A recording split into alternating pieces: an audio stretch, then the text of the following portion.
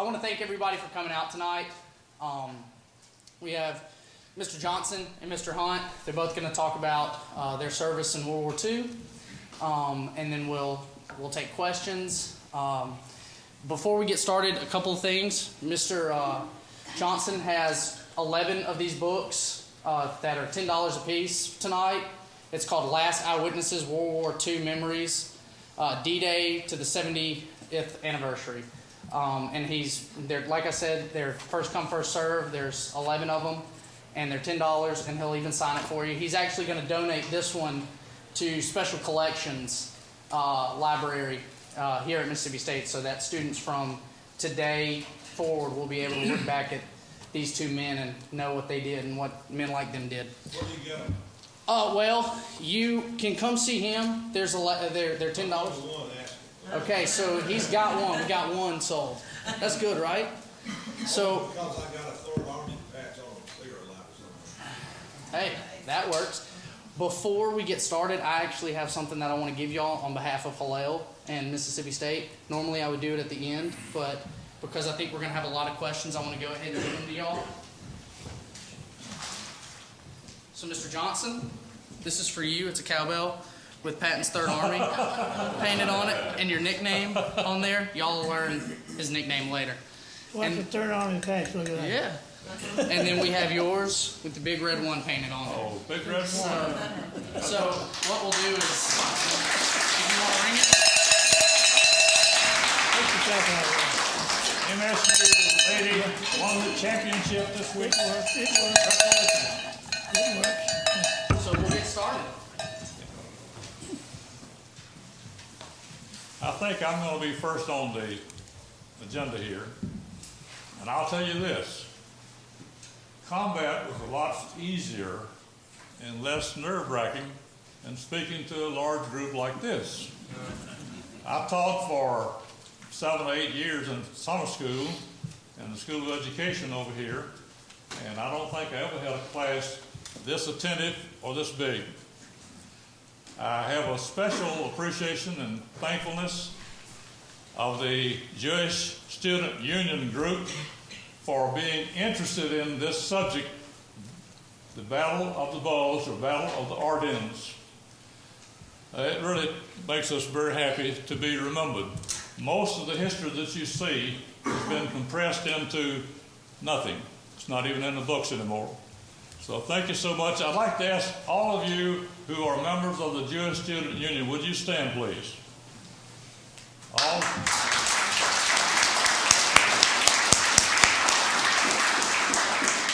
There's another very special person that's here that I want to stand, and he didn't know I was going to ask him to do this. But we have a gentleman I just met from Belgium, and he knew where the Elsenborn Ridge was because he was there. Would you give us your name, sir? I am Dr. Blackmore. I'm the retired department head for languages at Mississippi State, and I proudly serve in the U.S. Army, except in the same region as Dr. Hunt. Nobody fires up me at that time, so I'm so glad of that one. And thank you again, Mr. Belgium, for what you did. Thank you. Thank you. This is not a revival meeting, but I'm just curious. How many of you are from out of state visiting today? Would you stand, please? Are you out of state? Oh, thank you so much.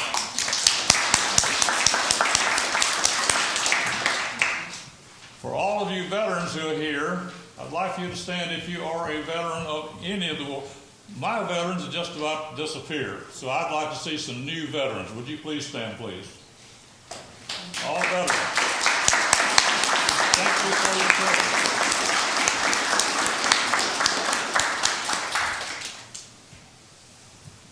The Battle of the Bulge that we're going to present today may not be exactly what you're looking for in our presentation. Jane told me several things that she thought I should include, and I didn't have them included in my arrangements here. But basically what I'm going to try to do is to give you a little idea what it was like, the feelings, the emotions that went on when an 18-year-old, draft number was called, and he left home. And from there, he went to the killing fields of Europe, of Belgium and Germany and France. So that's what we're going to try to do. The Battle of the Bulge, December 16, 1944. I want to get somebody to pass this around. You can look at it. It's not enough to anyway, here is a picture of made at Bastogne. That's where the General McAuliffe was asked to surrender by the Germans, and guess what his reply was? Nuts. You'll see in the background a lot of snow, and there are three generals. General Eisenhower, who is commander of the European theater, General Bradley on the left, and on the right, General Patton. If you'll notice, Bradley and Eisenhower had on their nice dress outfits. Patton had on his fighting clothes. And just give you a chance to look at it.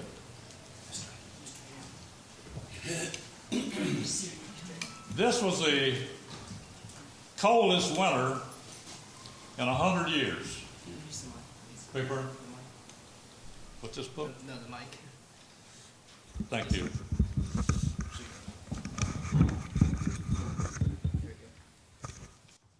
Thank you. I'm sorry. I'm not used to, I didn't have microphones at Mississippi State when I was teaching. I think they'd not been invented then.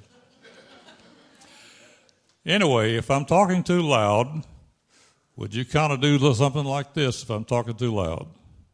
If I'm not talking loud enough, do like this. Hearing impairment is something that happens not just to the elderly. Different degrees of hearing impairment happens to a lot of folks who are not necessarily elderly. I want to tell you one thing, brag about one thing here. I want to brag about one thing. I was recently elected as an elder in the Presbyterian Church in Columbus. And you know, my feelings on this was a high honor. But I said, you guys are really good. You know how to get an elder. So I think I've advanced to the top of the heap, being the oldest elder in the church. I don't know. Now, the Mississippi chapter of the Veterans of the Battle of the Bulge has been meeting since about 90 whatever. And we've a close-knit group. A lot of these guys came back so traumatized that they ignored reality by not talking about it. I know that some of my dearest friends were in this category. And if we got them in the chapter, our Mississippi chapter, we soon began to be brothers and talk and share, and our stories began to come out. I can't help but remember some of the stories that they told. And I'm probably not going to tell you the stories you want to hear right off, but I'll get to it. The chapter, Gloria and Jack Reese. Any of y'all know Gloria and Jack Reese? A beautiful farm here. Gloria and Jack Reese were in the Veterans of the Battle of the Bulge, Mississippi chapter, and Jack invited me over to Starkville for a cup of coffee. I should have been suspicious. I mean, when anybody invites you over just for a cup of coffee, something's going on. So he told me about the Battle of the Bulge chapter, Mississippi chapter, and I became not only a member, but I also became the chaplain. I said, Jack, Gloria, I'm not even a minister. I said, I probably could be because I'm that good. But maybe you ought to get someone else. He said, no, we want you to be the chaplain. So lo and behold, the first meeting down in Forest, Mississippi, the vice president, or the president sitting next to my left, the doctor down in Newton, and he leaned over like he had some suspicion I was not supposed to be up there at the head table. He said, what church do you belong to? And I said, well, at that time I was a member of the Baptist church. Are you the pastor? I said, no, I'm not the pastor. He said, how did you get to be chaplain? I said, I don't know. Somebody asked me and I just did. So there are a lot of things besides like that. Perhaps the most important thing one of the things we did as a chapter, Jack and Gloria collected first-hand stories in all these veterans. I mean, they're something else. And they were going to put them down at the Armed Forces Museum at Camp Shelby. If you've never been to the Armed Forces Museum at Camp Shelby, you really need to go. It is in my opinion, a much more advanced. It has a lot of interactive stuff there, not just a bunch of things to look at, but it's great. They were going to put the letters in the Armed Forces Museum. And I would wake up at night thinking, those letters are going to be in the museum down there. And I said, who's going to read those letters? I said, people are not going to go to a museum and pick stories and pick them up and read them. So in that first year after that meeting, Jack died. And I called Gloria. I said, Gloria, come over to the country club. We need to work on this. Somebody's got to write this book, put this book together. And she said, I'll come over and have lunch with you, but I don't think I'm able to do this at this time. I just lost Jack. Said, I want you to do it. Well, that was all I needed. I took the book, the letters, and put it together in a book. And here it is. The title of it is What is Brave? The First-Hand Stories of Veterans of the Battle of the Bulge. If you'll notice on here, Jane's son, Lawrence, up in North Carolina, he's a graphic artist, extraordinary, designed this cover, and where he got the dog tags, I don't know. But I noticed in the end of the dog tag, there's a little indentation. And I've been cursed with curiosity all of my life. And all of my life, I've been wondering, why the indentation in the dog tags? It took me years to find out. This was designed so that the Graves registration team, when they had a casualty, a person was dead, a soldier was dead, they could go up and stick this between their teeth where that indentation was, and that would help identify them properly. So that's where it came from. In this book, or these first 10 accounts, there's a whole section in there about not the email. What was the forerunner of the email? The thing that we used to send home, letters to home, and they what? No, it wasn't email. This is before email. Okay, thank you. Okay, and anyway, one of my friends down in Quitman, Mississippi, had 100 of these letters he had sent to his dad, and he gave me a picture of what life was like back on the home front. And I heard, I'm going to take Joseph Johnson's quotation here. He said, the real heroes were not the soldiers in combat. The real heroes were the women at home. Do you realize what happened? We had no one to do the work. At this time, there were not a whole bunch of jobs for ladies, but suddenly the whole world opened up, and they were the major source of workers in the workplace and the factories. I could tell you about a time that I met an aircraft worker, a nice young lady from up in Baltimore, and I'm holding her hands. I don't know why. It just seemed natural to do that. And I thought, my Lord, have you been out shucking corn or something? She had calluses like you wouldn't believe. Found out she's working in a Boeing aircraft factory there in Baltimore. Now, in addition to these stories, we have one story, a written story by former President George Bush, and he told about being shot down. He was flying a TBF Avenger, a dive bomber in the South Pacific. His person that was with him did not make it, but he ejected and got out and landed in the water, and an American submarine came along and brought him back in. And he said he learned so much and matured so much about the war. And I think you could say all of us learn so much. I think I'm kind of getting off my planned speech here. A little introduction here to this book. This book had its beginning in the early part of World War II.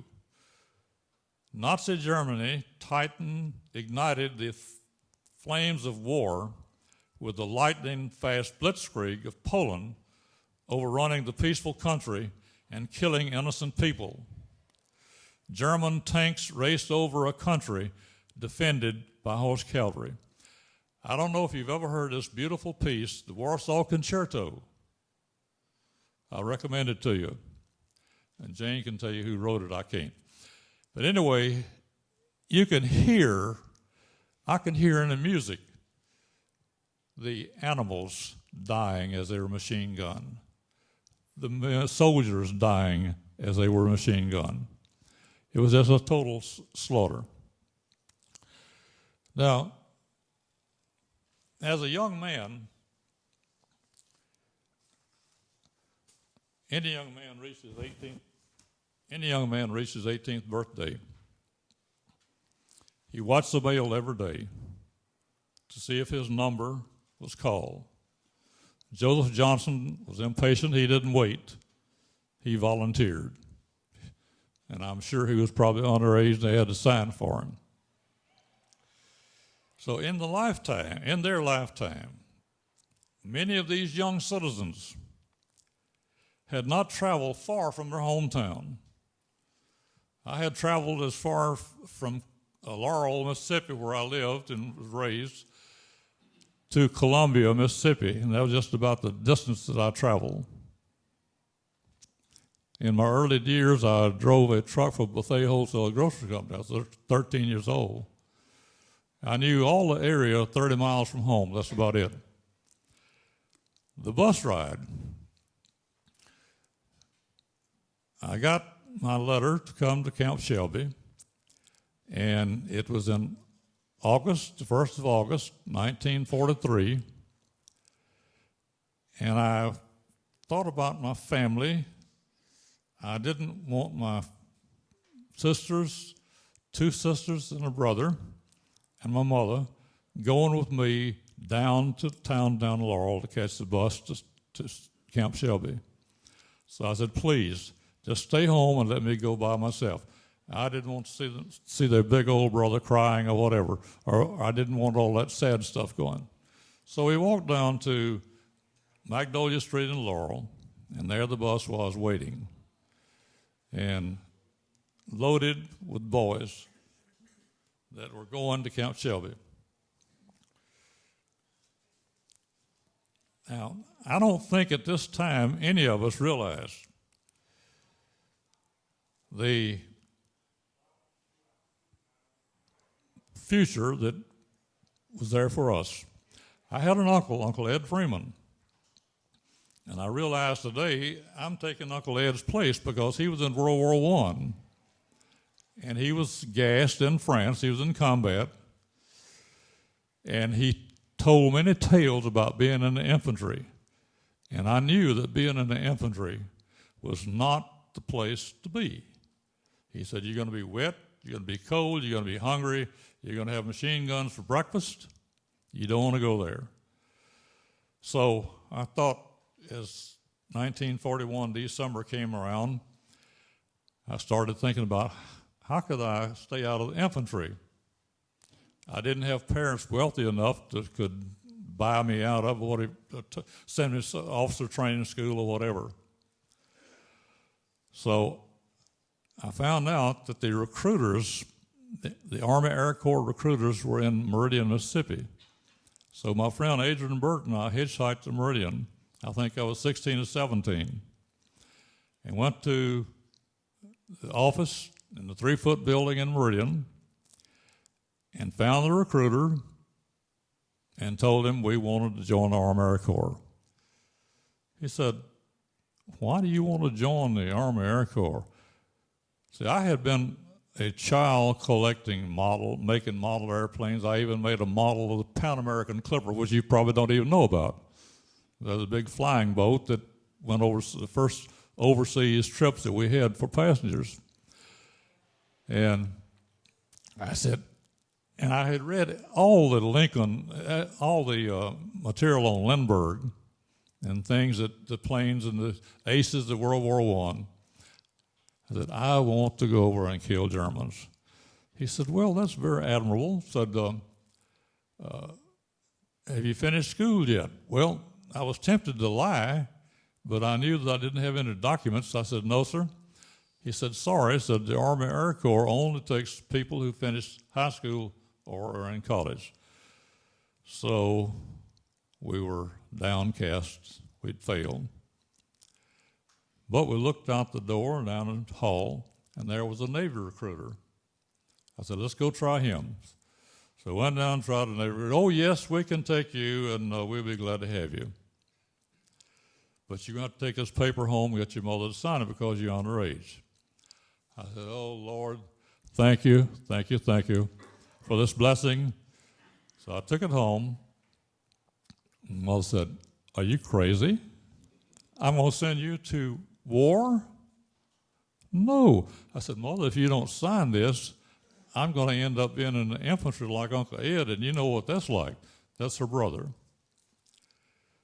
So she wouldn't sign.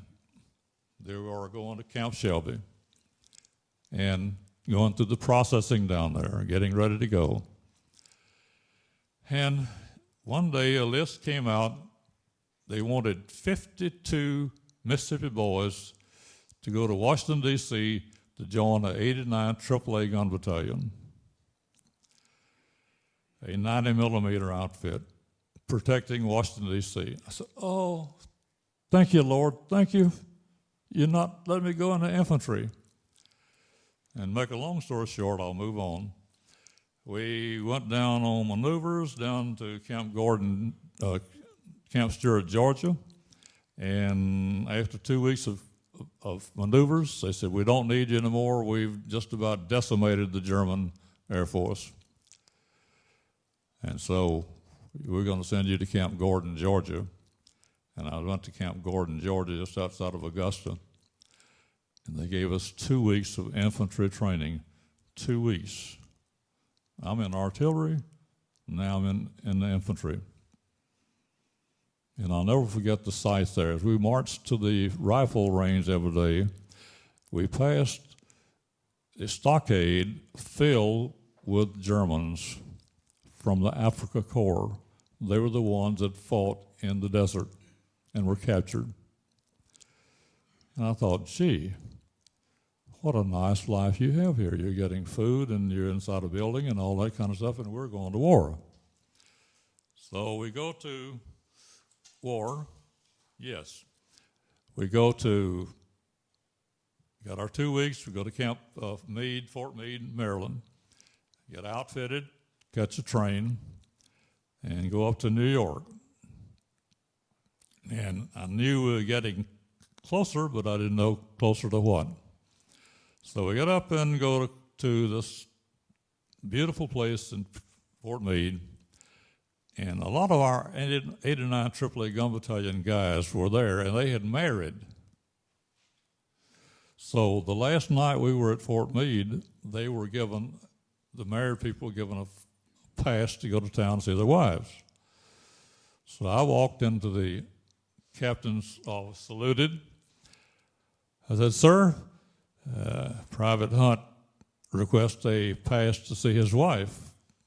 I'm 18. He knew I wasn't married, but he gave me a pass." So the last night I had in this country was Baltimore, and it was a lot of fun.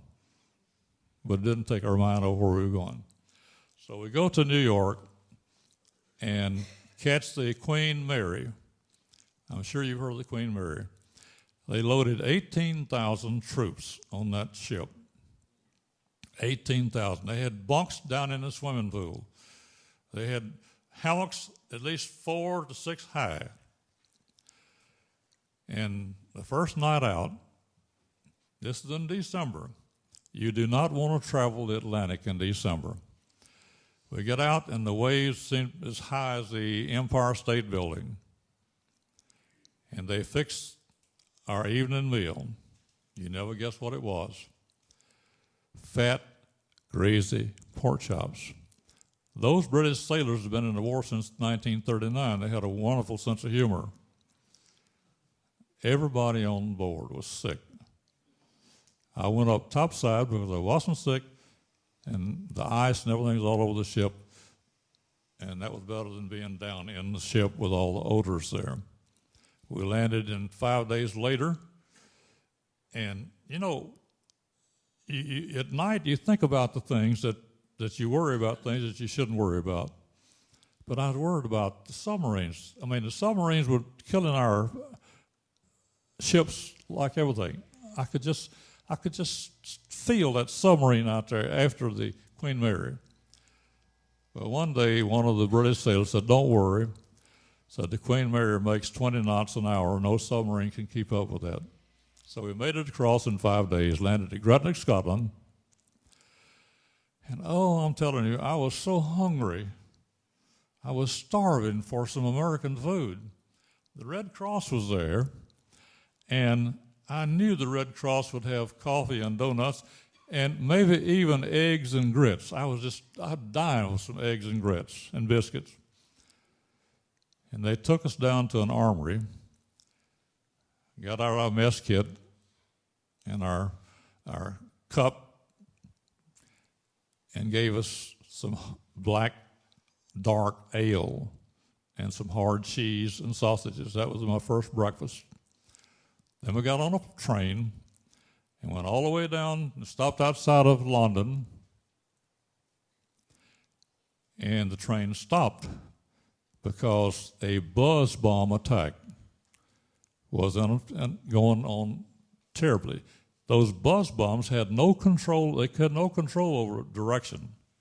When they ran out of gas, they went down. They were rockets, what they were. So we went on down to Southampton, where we were to catch the ship. We were placed in a cyclone fence type area, tight security. And I said, I had read about England and all this thing. I said, I drove all the way across England on a train. I've seen nothing. I'm going to be here and not see anything of England. So I said, well, I'm going to get out of here. So I go down, and it got dark, went down to the fence, took my shoes off so I could put my toes between the little fence, climbed over, threw my shoes over, put them back on, and walked down and found, not too far away, a pub. Now, you're talking about a Mississippi boy who'd never seen a pub or anything like that in his whole life. I didn't even know what to do. So I went inside, and it was filled with Canadian and English or British soldiers. And I think I ordered something black. I didn't ever get to taste the stuff. But a big, brawny Canadian came in and turned his mug down on the counter. Well, I knew what that meant. That meant he would take on anybody in there. Mainly British is interested, because the Canadians did not like at that time the British. Well, we had the biggest free-for-all you ever saw in your life.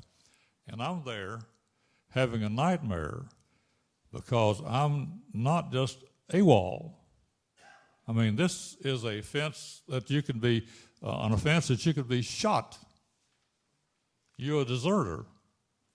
So I got on the floor, and I could hear the whistles of the MPs blowing and coming out, and I crawled out and got out just as before they got in, and went back and put my shoes on, climbed over the fence, never told a soul that I had been a visitor to England. Then we went over to Le Havre. In Le Havre, we were not too welcome there because the Germans had conquered this part of the country at about 1938-39, and they had married the French girls and had babies. They had families, and we were the enemy, really. So we got on a little toot-toot train, went out to Liège, Belgium. We unloaded, and they put us, some of us, in an abandoned sugar beet factory in Liège, Belgium. And I never lusted after much of anything, especially I've never lusted after a piece of clothing. But there was an old veteran who had taken a white Parker off a German he had killed. That's what war's about, you know, killing. And I wanted that Parker so bad because, see, with our OD olive drab uniforms, we stood out against that background. Snow was everywhere.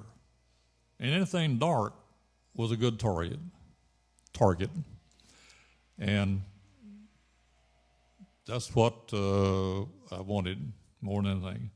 We left out of there, and our first objective was join the 1st Division there. Our first objective was Malmedy, Belgium. The Germans had started this breakthrough on my birthday, of all things, and it come through. And just outside of Malmedy, we came to a great big fire break, and they grow trees like we grow corn. And there were about 8 or 10 Jeeps pulling trailers with side planks on them, and the trailers were loaded with dead GIs, cold and stiff, that day, and they were already stiff. The Germans had caught an artillery battalion just outside of Malmedy, had them in a field, brought in trucks with machine guns in the back, and massacred all of those boys. If you died with your face to the sky, they could see the smoke coming out of your mouth, the breath, and they'd come around and shoot you. But if you fell on your stomach, they couldn't tell whether you were alive. They didn't check. So there were only probably less than 10 that survived that Malmedy massacre. And from Malmedy, went into combat there. And I don't want to take all of Joe's time. But anyway, that's where combat started. And my first experience with combat was that we were taking into a pillbox. And a pillbox is a concrete emplacement with little things to fire up between and the windows there. And we were supposed to take that. Well, we were down there looking up at the hill, and how could we get up there? And this first lieutenant said, Hunt, take your squad around to the right and go right up there and toss a grenade in the little opening up there, the aperture. So I looked over to the right, and there's not one tree, not one bit of cover at all. I'm not even a country boy wouldn't even think about it. But I did think about it. I looked over there. I said, sir, there's no cover for my men. I don't think we want to go that way. He said, Hunt, are you refusing a direct order? I said, no, sir. If you'll go with me, I'll go. And about this time, a major came up and said, are you a platoon leader or a platoon pusher? And took the young man off the line. I don't know whatever happened to him. So that's the first combat I remember. Then the first time I saw one of my men get hit, the Germans were very sneaky. They would put these anti-personnel shoe mines out there, which if they had little strings under the snow you couldn't see. And if you trip one of those, they'd come up like this and do us dirt to you. And this young Italian boy was the first one that got in the minefield. And he was screaming, Mamma mia, Mamma mia. And I had nightmares many years after that. There was nothing we could do. We had no morphine. We had no painkiller. The young man just died there. So that's what combat was like. It was not something that you'd want to be involved in. I think I'll move on here. You see, we had been trained to be killers of men. If you have an occupational number, killers of men, that's what we were. And we're talking to young boys who never killed probably nothing more than a garter snake or something like that, had not done this. But now we were killers of men, and we were sent back home. And we were not prepared to enter civilian life because there were no jobs for killers of men. You had to be civilized to get a job. And that's the reason we had a lot of youngsters who had severe problems of adjustment. I think the worst situation I remember, we were going to the Siegfried Line, and we came under a blanket of artillery, our own artillery. And we had half of a platoon here, and the platoon lieutenant said, Hunt, said, the men are they literally were trying to dig their way in the ground because it was coming down like rain. Said, take your bayonet and go over there and poke them. Said, don't kill them, just poke them, get them out of there. And then he said, run, get out of this. And I thought that was kind of an unusual thing, is to run. But if you've ever been in a rainstorm and you stopped on an interstate underneath one of those bridges, the rain just keeps on coming down. But if you keep on going, you can get out of it. So we lost a lot of people there, and we made it. We made it. Then I think one of the best lessons I ever learned, I was a smoker. I'm not going to ask you to show your hand if you're a smoker, but I was a 3-pack of Camels a day. And they had cigarettes in our rations for all things. And we had taken over a position, we had pushed the Germans out of this place. The Germans had brought in slave labor to dig these holes in the ground and then cover them with small logs. And they had a place with a sheet over it for a cover or whatever where you could go in and smoke your cigarette. I was on the way to the hole where the supply sergeant was located to get blankets for my men. And about this time, 5 or 6 heavy rounds came in and just totally obliterated the supply sergeants and all the people who were there. And I said, thank you, Lord, for letting me smoke.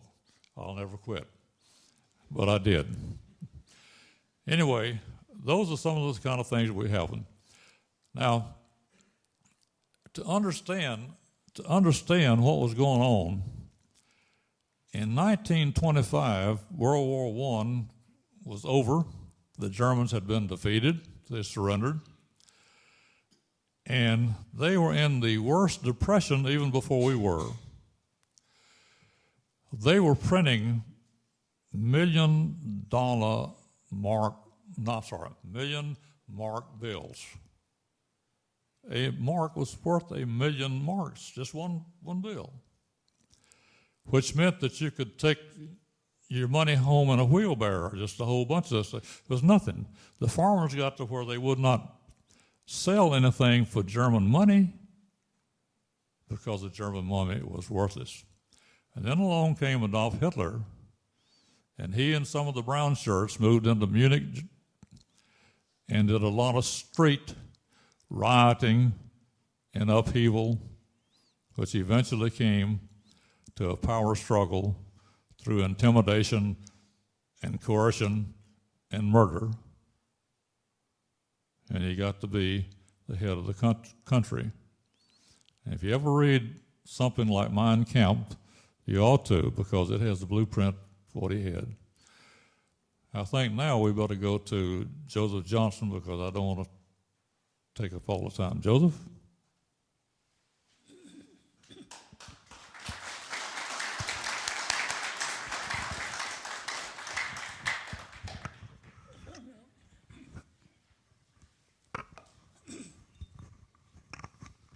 It's such an honor to be here today to share some of my experience with you in World War II.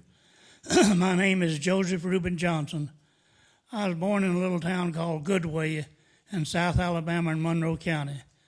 I was born and raised on a farm. There's no college or university in the world that will give you the education of being born and raised on a farm. We had horses, mules, cows, we had goats, we had pigs, whatever you had, we had it.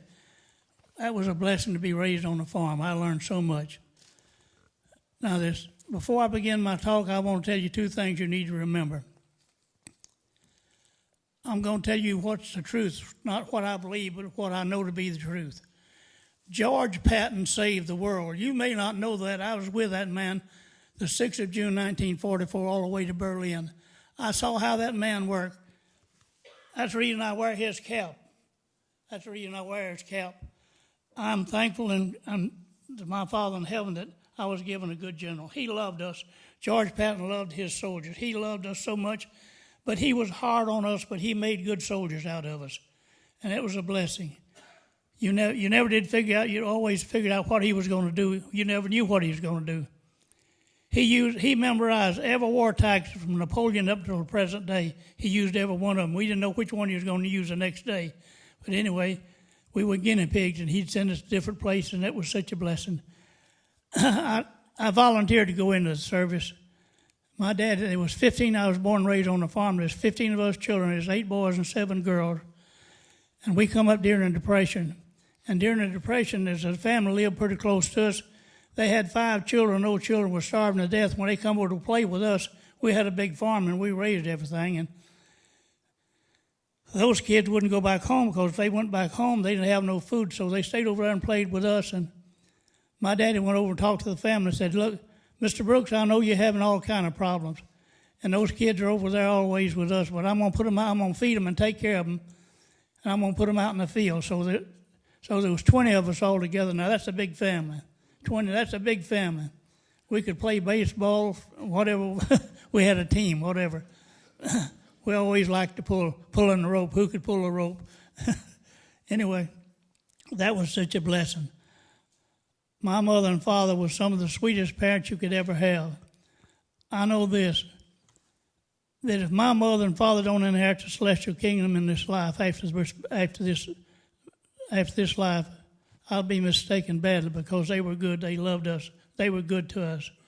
My daddy, when Hitler took over Poland in 1939, Daddy knew there was going to be a war. Well, Daddy had some boys already in the service, and so I went to him and I said, "Daddy, I need to get in the service." He said, "Joseph, you don't need to get in that war. That's going to be a bloody war over there. You need to stay out of that. You don't know what you're getting into."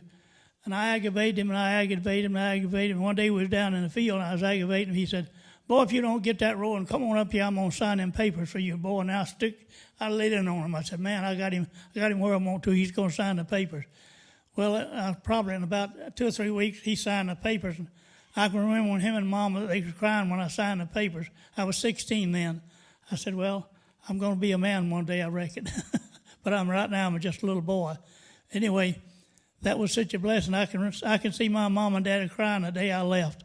When I left home, I went to Fort McClellan in Anniston, Alabama. And this is kind of funny. There was 27 of us on the bus, and I think there was 15 of us passed the examination. The rest of them was rejected. And we were blessed, and so they said, in a week you got to go back to Fort McClellan, and you'll be sworn in and get your uniforms. Well, now this is kind of funny. Well, we was going down the line picking up all our uniforms. Well, I was born and raised on the farm, and I went barefooted all the time. And when they put the shoes up on the counter, I looked at the old sergeant. I said, what's these things? He said, you're not that dumb. I said, what are they? He said, they're shoes. I said, where do they go on your feet? Yeah, I picked that old sergeant. Well, that wasn't really the truth. I had to get that. I had to get after him. But that was such a blessing to have the blessing to be in the military. We left Fort McClellan and we went to Fort McPherson, Georgia. And we went there. We took training there for a while. I guess we was there 3 weeks probably, give or take. And we learned how to march, and we learned how to cadence. We learned what we were supposed to do. And so they were trying to interview us to figure out what would be the best unit to put us in. Well, we didn't know what kind of unit was going in. They didn't either. We had 2 captains that spent 2 days with me and a major that spent a day with me trying to figure out where to put me, what unit to put me in. So the major finally told the captain, said, look, that boy was born and raised on a farm. He could shoot a squirrel out at 50 yards. His eye said he needs to go in the artillery. Put him in the artillery. So, but that time they said they needed an aircraft outfit. So we formed the 551st AAA Anti-Aircraft Automatic Weapons Battalion. That was a good unit. We was a crack unit. Well, we left there and we went for training. We went to Fort Eustis, Virginia. Fort Eustis, Virginia. When we got there was 2 barracks there, just 2 barracks. Well, we didn't have nowhere to sleep because we had our pup tents, so we went out and slept in the pup tents. But we still didn't know what kind of equipment we was going to get. And so the captain come down, and he was from Boston. And I'm not being ugly or rude, but bless his heart, he had a college education, and that's all he had. He had no common horse sense at all. He was a nice guy, but you know what? That's where they get the 90-day wonders. Oh, I'm telling you what. So let me just tell you what he did. He sent us out there. He said, we got 2 acres. We're going to get our equipment in about 2 or 3 weeks.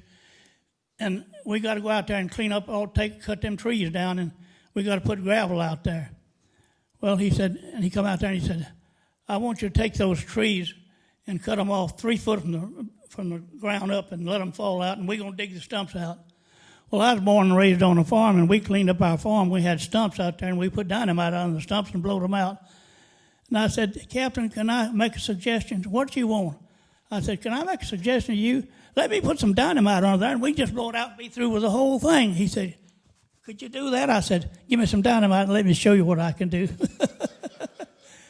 And those trees just fell, and he said, I can't believe that. So we had a bulldozer and pushed them up in a pile, and they began to bring the gravel in there, the slag in there, and fix our parking lot.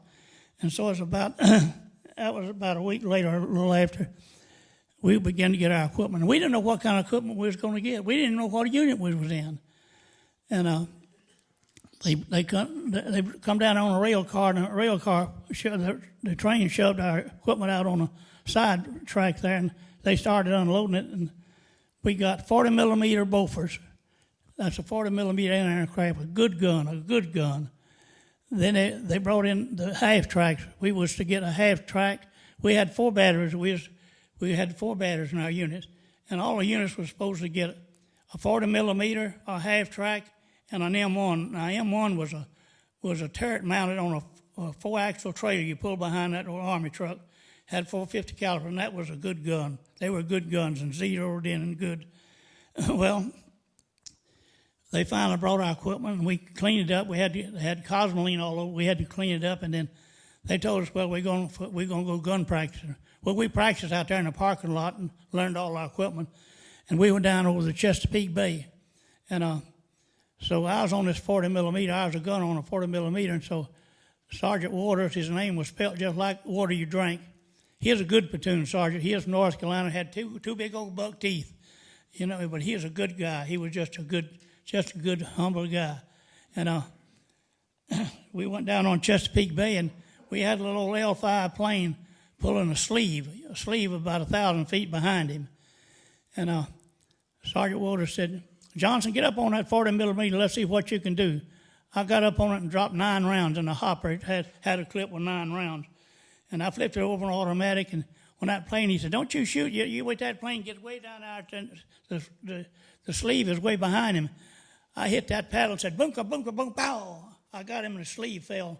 And he said, the captain come down there and said, who knocked that down? I said, Johnson. He said, Johnson, you don't need no practice right now. You get back there and let somebody else shoot. Well, they missed, and missed. And the next day, Sergeant Waters said, Johnson, you want to fire again? I said, well, if you want me to. I knocked 2 sleeves down, and the captain come down there and said, boy, you ready for combat? You don't need to do that no more. I said, Colonel, I was raised on a farm. I had a pistol, I had a rifle and a shotgun. I learned to shoot arm. I was good with a shotgun or a rifle, either one. Anyway, we left there, and we went to a place right out of Durham, North Carolina, Camp Butler, North Carolina. And they gave me a pass. We was doing advanced training there. We was doing a pass. They gave me a pass for 7 days, and when I got home, there was a telegram there that said, report back to duty, your outfit's being deployed. And so my daddy said, Joseph, you got to go back right now. And I said, Dad, I'm going to stay another day or two. He said, no, you better go back. Well, I stayed 2 days. I shouldn't have stayed, but I did. When I got back up to Camp Butler, our unit was gone, and there was another unit over there, artillery outfit, and I went over to the orderly room, and I said, my name is Joe Johnson. I was with the 551st. They shipped out, didn't he? He said, oh, yeah, they shipped out. They're going to Camp Killmire, New Jersey. But we're going to put you on a train. Here's a TR. We're going to put you on a train, and you'll catch up with them in Camp Killmire, New Jersey. Well, now, this was kind of funny. We hadn't had all our shots to go overseas. I went down through the line there, and we took 17 shots that day. We had nurses on that side and on this side. We had our sleeves rolled up. They would hit you, bam, here, hit you, bam, there. You know what? My arm was so sore I can't believe it, but I had to get all those shots records up to date before we go overseas. Well, then we got to Camp Killmire, and they said, well, we've got order to deploy, so we're going to deploy. So they shipped it out to Boston, Massachusetts. And we went up to Boston, and we waited there, and we loaded on a passenger liner belonged to England. It was Aquitaine, and it was 15,000 troops on there. We went across that liner in 5 days. 5 days. We went up into Scotland and dumped off in Scotland. We caught a little old train in England, had them little trains down there, and we went down to Salisbury, England, and we waited for our equipment to catch up. Now, he mentioned buzz bombs. Well, you may not know what a buzz bomb was, but that was the Germans had that buzz bombs, and they'd shoot that thing, and it just had enough fuel to go wherever. When it ran out of fuel, it just hit the water or whatever. And you know what? That was a terrible thing to do. And so we got pretty good. We got where when it come down slow, we could shoot them down. We was good with that 40 millimeter. They didn't fly all that fast, but they finally figured out a P-51 Mustang. They put on the left wing of the P-51 Mustang, they put a pad on there, a leather pad on that wing, and that P-51 could dive down and get on them and pile it over. If he turned that missile over, he'd go down in the water. And the Germans trying to figure it out, said, man, we got trouble. Them P-51s are either knocking them down or getting them off course and dumping them in the water. But that was something to behold. Then we left there, and we had the blessing to go down to Le Havre, France, and we loaded all our equipment on there. Now, this is kind of funny. We loaded on the LST. Now, you don't not know what LST is, but the door lets down. He goes out. He runs out on the sandbar as far as he can, lets the door down, and you go out. Of course, we were still in about 4 foot of water. And when we in the front of the LST, we had a Sherman tank with a bulldozer blade on it.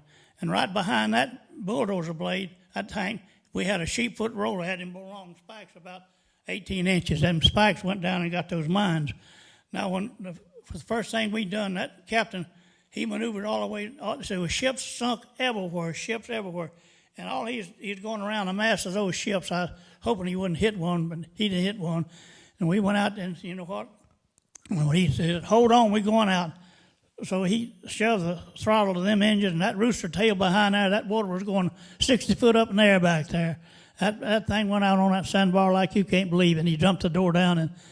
And the reason that bulldozer blade was on that tank, that first tank had to go out there and plow those mines up. The Germans had those mines. They were about as big as a 5-gallon bucket, a little bigger. And that beach was mined terrible with everything. Well, he pushed all that dirt out there, and he went on up far enough he pushed out no more mines. And so they told him to turn the other tanker loose. And so the tank went out there with those spikes on it, and he went down. He got 2 or 3 of the mines that the first one didn't get, and it blowed him up. But that old sheepfoot roller on the front, it weighed about 15,000 pounds, so it just waddled around a little bit, didn't hurt it. And then they said, well, you're clear to go. So we dumped out. I remember I hit the water. I had the old M1 rifle holding it over my head, and I hit the water and got wet up to my neck, just about it. And you know what? We got all our equipment. We unloaded our equipment, and we got together and we went to Le Havre, France, and we stayed there that night. We grouped together and got together and got all our equipment so we could know what we had, and all the personnel. We had a head count on the personnel, and we didn't know then we was going with the Third Army. We had no earthly idea we just knew we was going in the war. That's all we knew, and we was equipped and trained. We took 13 days a week basic training. They shipped us straight overseas. But anyway, when we got to the blessing to go into Germany, that was a blessing. But the Germans didn't want us. They didn't want us on that beachhead. I'm going to tell you, they knew if we ever got on the beachhead and got established, they were in trouble. They knew that. But you know what? We sat there on that LST, and we could see, we had binoculars, and we could see now the first wave went in.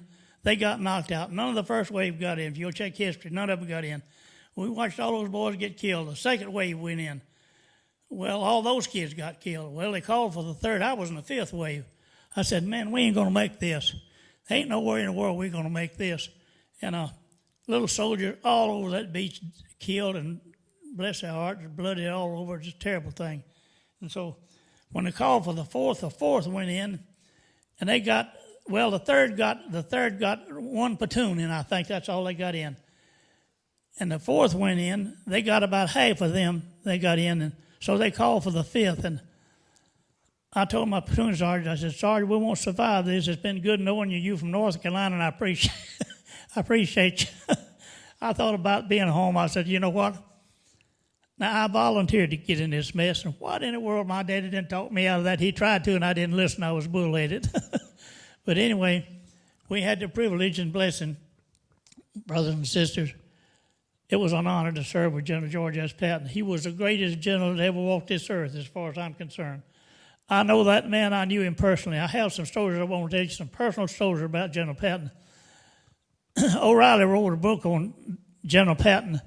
O'Reilly's book is wrong. O'Reilly, I know what happened. You need to listen to what happened. You can hear it from the mouth of the guy that was there. I drove for Colonel Smith. He is a full Army colonel. He is an aide to General Patton. I'd go down to the headquarters and pick up Colonel Smith, every morning. I'd see General Patton. They had coffee and donuts down there and whatever. But anyway, I'd speak to the general. He'd speak to the general. He'd speak to us. And so I went down there this morning, and so the colonel told me, he said, Joe, we got to go check on some stuff. I said, well, where you want to go? And so I was his driver. So we went and picked up whatever we needed to pick up, and we got on the Autobahn, and we had a water station. You had to drink water out of that water station. They had to purify that water because the German tried to poison us, and we could only drink water from that watering station. And the guy went down there this morning. It was cold. It was freezing cold. In Germany, it gets cold in Germany. That guy that went down there to haul the water to the different units, he had 3 tanks on it. The baffles was 3 tanks on top, and he forgot to tighten down one of the baffles on the top of that water truck. And when he come out on the Autobahn, that baffle come off, went back on, and that water spilt all over that road. And that was black ice. Well, we come along about, probably after that, probably 30 minutes or an hour, give or take. And when we got down there, I saw this car under the back of a truck. It was a 1941 Plymouth staff car with General Patton's stars on there. I said, golly, you got to be kidding. And I thought that colonel was going to have a heart attack. He was just about to cry. He said, he's just nervous and shaking all over. I said, Colonel, get a hold of yourself. We need to get an ambulance as soon as we can. Well, they got an ambulance down there and got him out. He was in bad shape. What happened was he went around and around. That staff car went up under that back of that water truck. And it hit the back. It caved all that in up to the windshield. And General Patton was sitting in the back seat.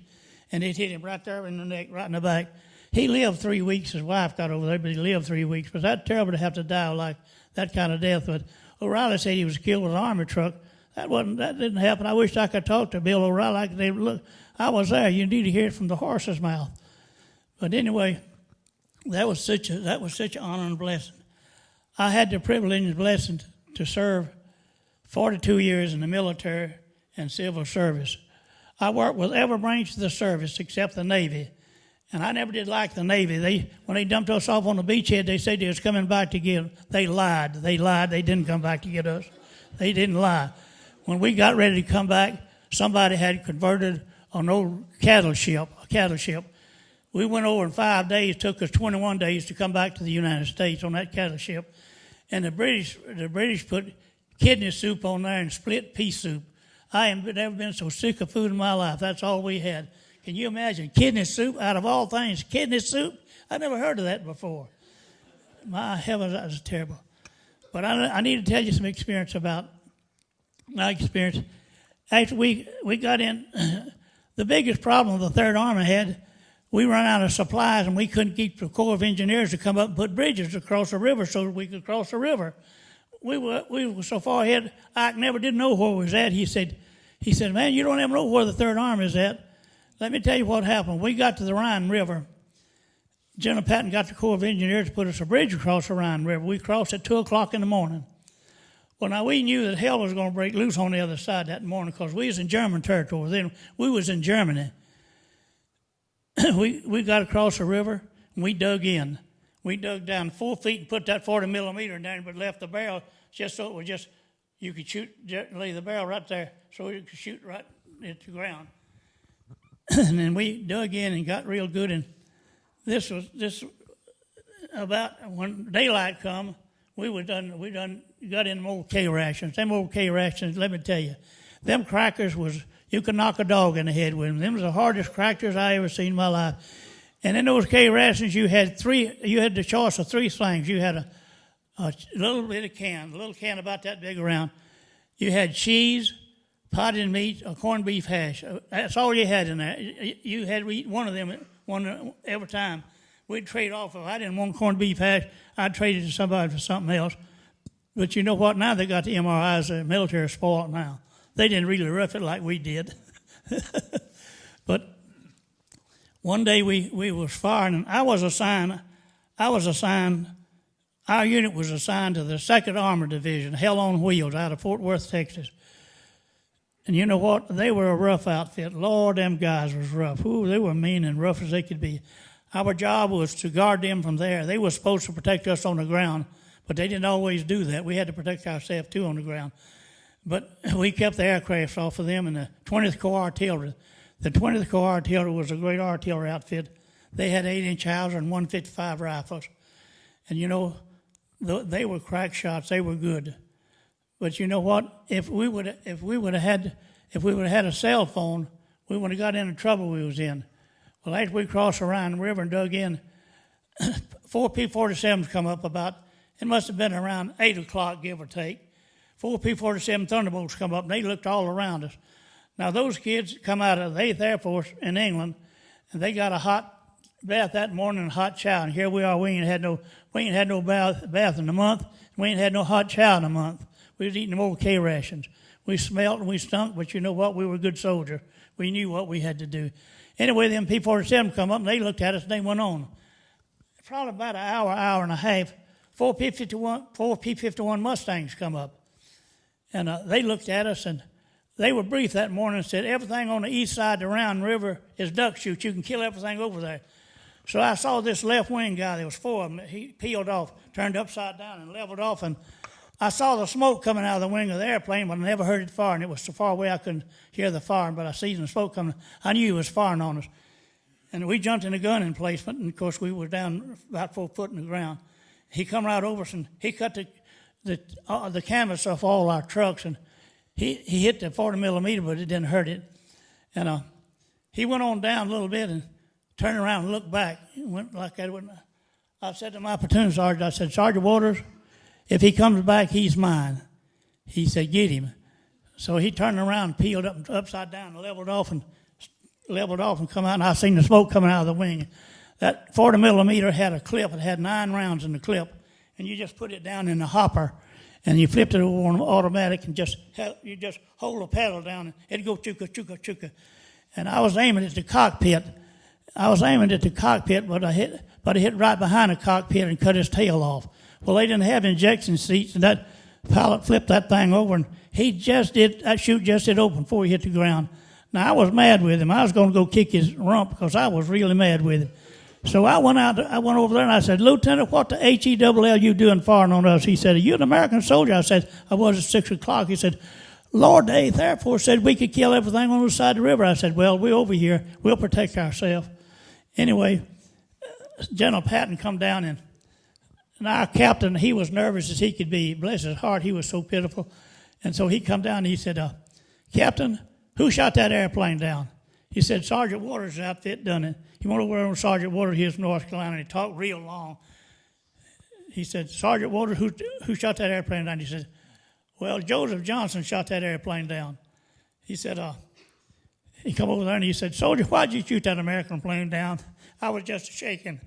I said, General, he fired on us twice. I tried to run him off, but he wouldn't leave. He said, I'd have kicked your butt if you hadn't knocked him down. That's Joe. Patton for you. That's George for you. He was the best.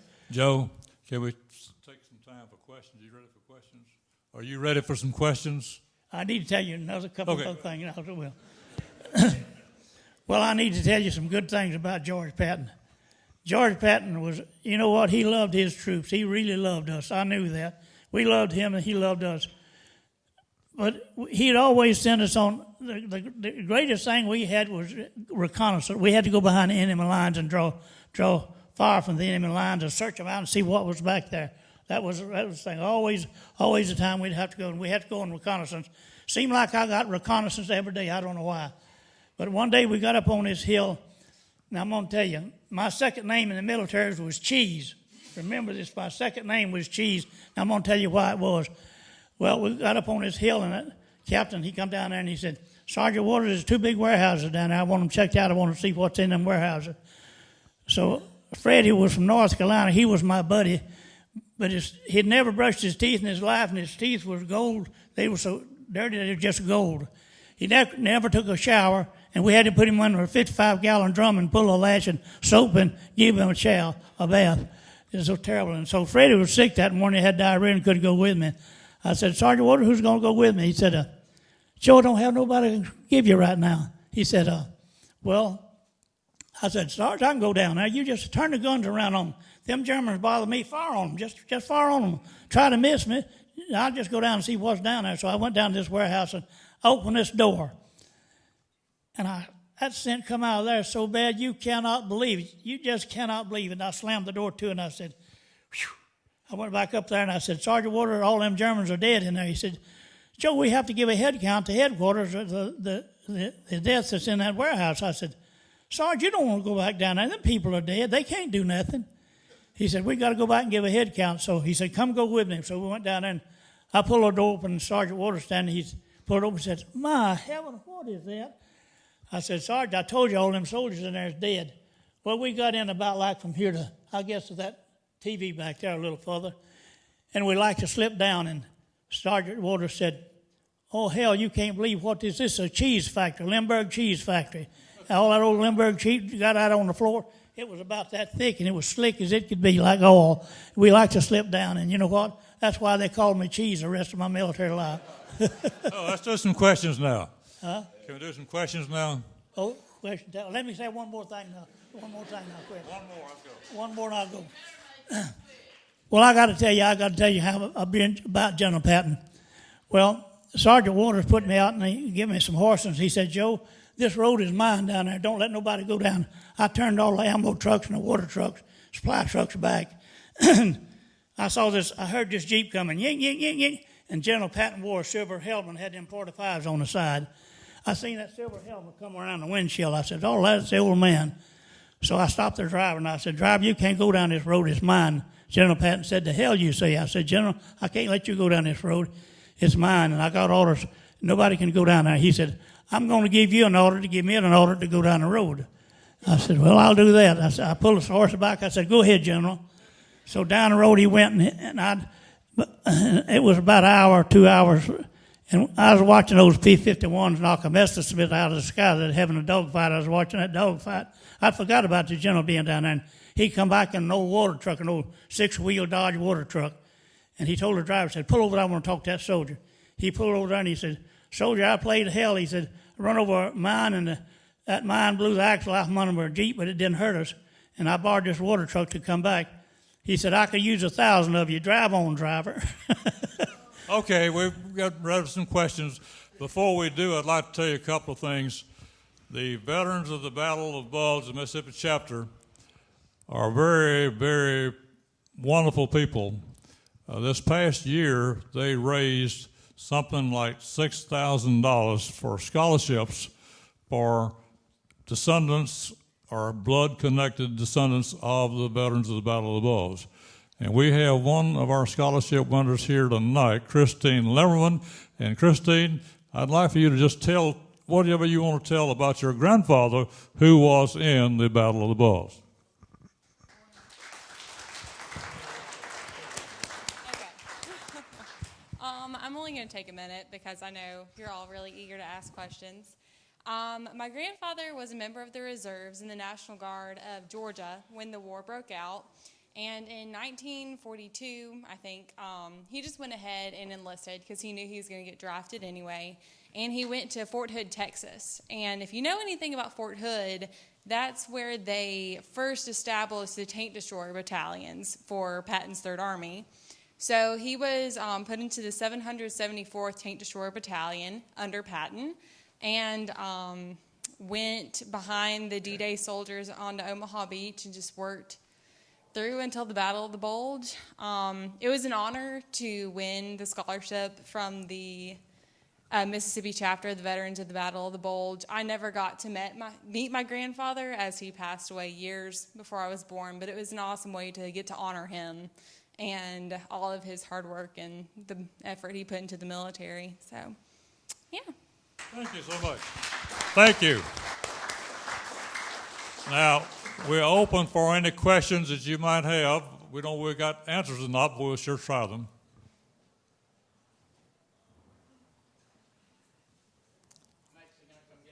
Yes, sir. I'd be interested in hearing a little more about where Bill O'Reilly got it wrong about Patton. I believe you over him. Well, I was there. I saw it with my own eyes. And, you know, O'Reilly got that wrong. I don't know how he got that, where he got that information. There's one back here. Did you see the movie Patton? Did you see the movie about George Patton, starring George C. Scott? I have a hard time. I've got a drawer full of hearing aids from the VA, and they ain't worth a flip. All right, let me try again. I went over there and got God a bless full of hearing aids, and I got home. I put batteries in them. Did you see the movie about Pat? Oh yeah. Would you comment on that, please? Well, that give you some idea, but that wasn't the real truth. It give you some idea. I need to tell you two things before I put this down. You need to know this. Number one was General Patton saved the world. I know that. I don't believe that. I know that. I know that the American soldiers won the war, but they wasn't the greatest heroes. The American women was the greatest heroes. Let me tell you something about the American women. They never got no credit. And when we started to write this book, I told John Long out of South Hill, Mississippi, I said, Mr. Long, I'll work with you to write this book, but we got to put something there on American women. There was 8 boys and 7 girls in our family. I had 3 sisters that one worked in Alabama Dry Dock and Shipbuilding Company. She cut out those beams for the bulkhead. She was a burner.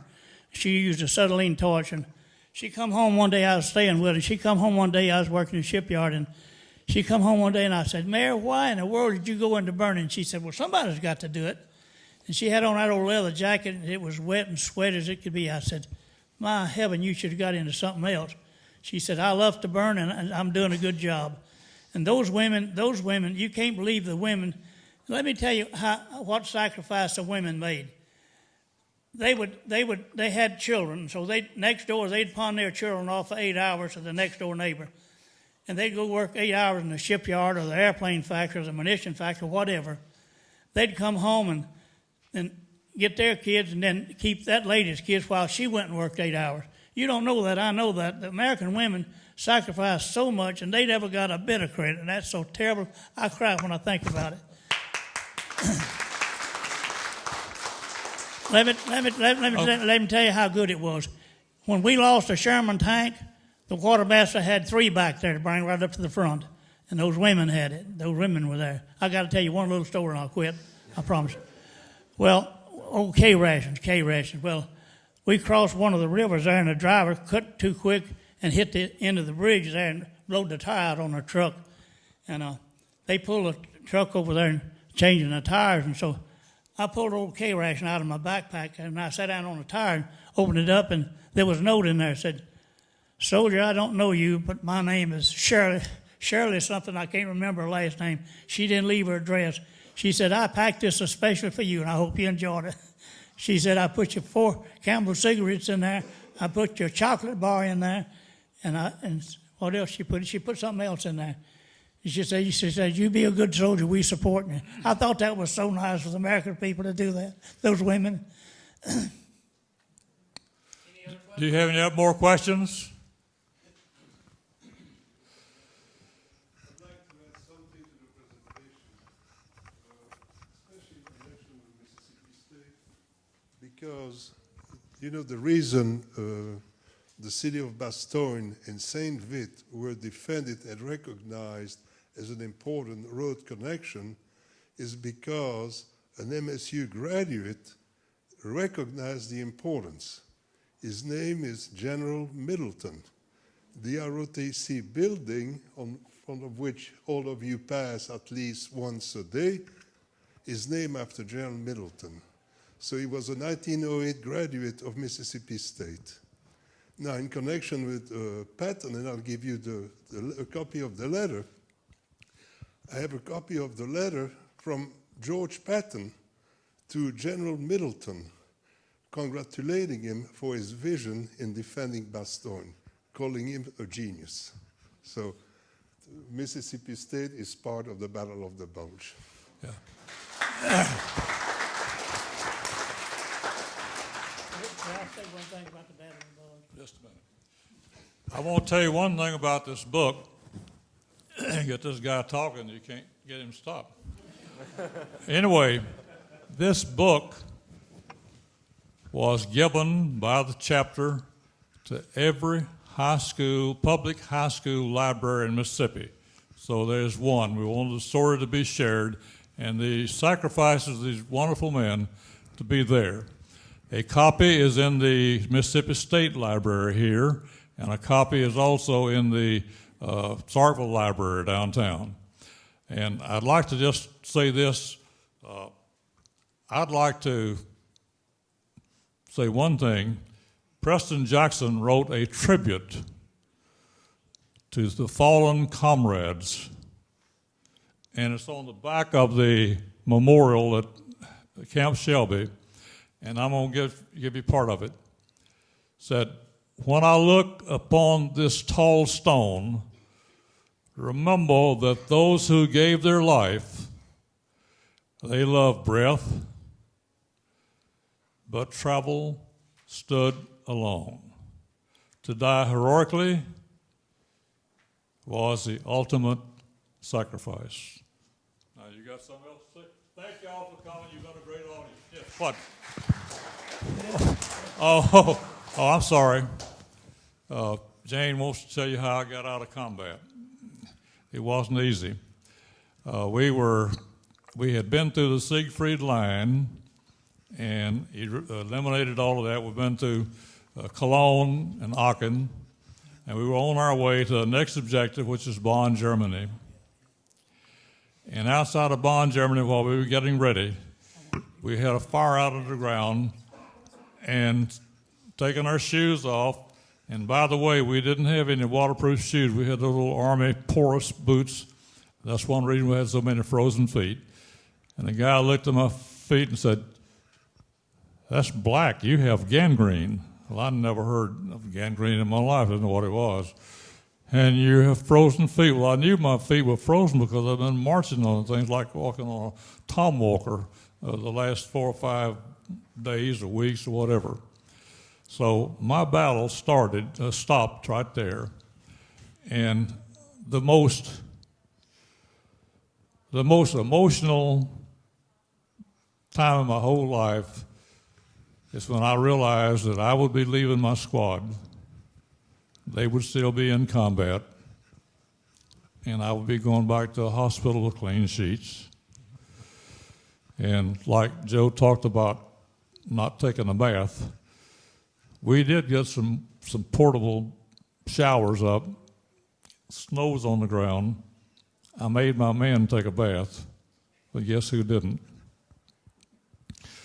When I got to the Liège and went down to Le Bourget Field in France, I would like to know what I smelled like. It had to be horrible. They had a Chinese man in there that shaved with a straight razor, and he came around to shave me. And I thought I would speak to him since he was, French. Maybe he'd understand Latin.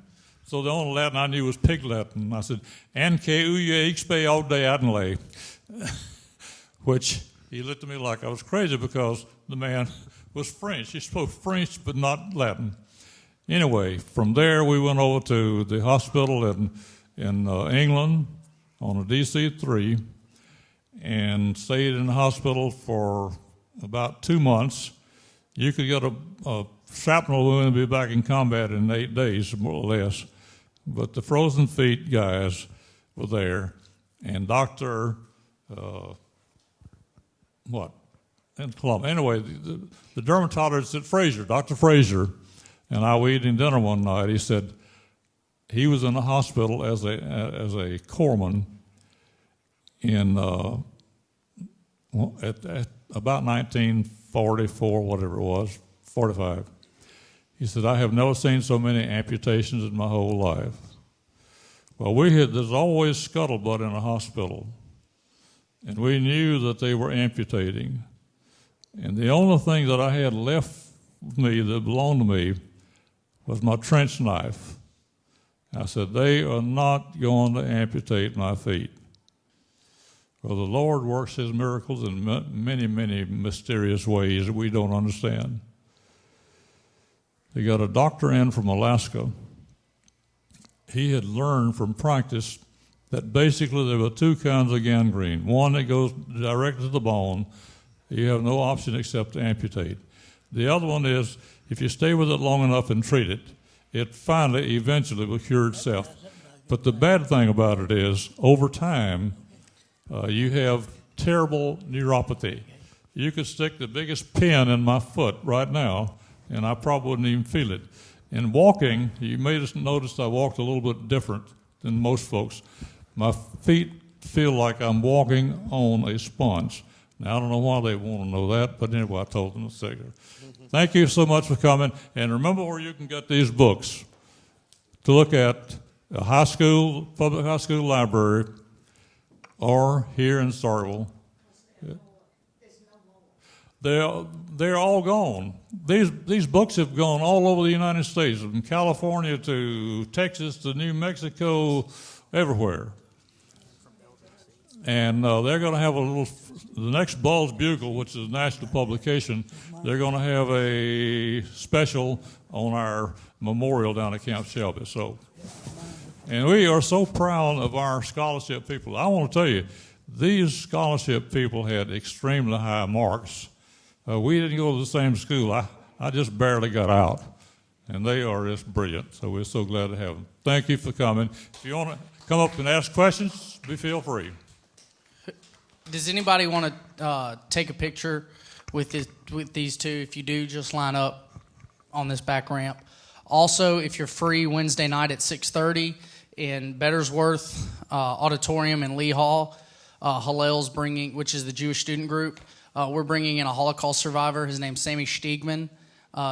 Tickets are free. You just have to go to room 314 in the Union. That's the Center for Student Activities. Thank you.